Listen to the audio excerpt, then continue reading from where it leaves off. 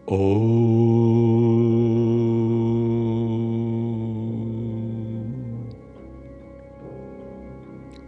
कृष्ण वंदे जगत गुरु। सनातन में विज्ञान के इस एपिसोड में आपका एक बार फिर स्वागत है। आज हम भगवत गीता के प्रथम अध्याय का 15वां श्लोक लेंगे और फिर उसका हिंदी अनुवाद सुनेंगे और उसके बाद हम बात करेंगे सनातन में विज्ञान, साइंस की। पांचजन्य ऋषिकेशो देवदत्तम धनंजयः पौंड्रदध्मौ महाशंखम भीम कर्मा वृकोदरः। अंतर्यामी भगवान श्री कृष्ण ने पांचजन्य नामक तथा धनंजय अर्जुन ने देवदत्त नामक शंख बजाया।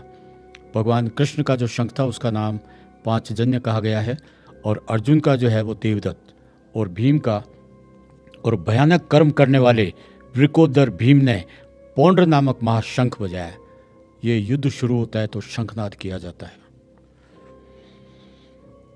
हिंदी के इस अर्थ के बाद अब हम बात करते हैं विज्ञान की। जैसा कि हमारा टाइटल है सनातन में विज्ञान। एक ऐसी बात बताता हूँ जिसको सुनकर साधारण आदमी को हंसी आएगी, दंत कथा कहेगा, अविश्वसनीय लगेगा, लेकिन वही आपके मनपसंद नासा, जी हाँ, विज्ञान के ठेकेदार, उनके रेफरेंस में मैं आपको बात बताऊंगा। हिरण्यकश्यप के भाई हिरण्याक्ष ने पृथ्वी को उठाकर समुद्र में छुपा दिया और भगवान विष्णु ने उसका वध करके वराह अवतार लेकर उस पृथ्वी को अपने सींग पर लेकर वापस अपनी कक्षा में स्थापित किया। है ना अजीब सी बात? आपको लगेगा ये क्या है? पृथ्वी पर समुद्र है और पृथ्वी को समुद्र में छुपा दिया और फिर उसको निकाला। तो देखिए, आपका जो नासा है ना, उनकी 2 टीमें जो खगोल शास्त्र का अध्ययन कर रही थी, उन्होंने जब पृथ्वी से बहुत बहुत दूर जब खोज की, और खोज हमेशा चलती रहती है, कितने रॉकेट से स्पुतनिक वगैरह सब छोड़े हुए हैं जो चलते जाते हैं, वो वहाँ से रिकॉर्डिंग, फोटोज़ जितना हो सकता है भेजते हैं, उसकी स्टडी की जाती है। तो जब 2 टीमों ने खगोल शास्त्र में ये अध्ययन किया कि कहाँ कुछ और है क्या, तो उनको एक महासमुद्र मिला जो पृथ्वी के पानी से 140 गुना अधिक है।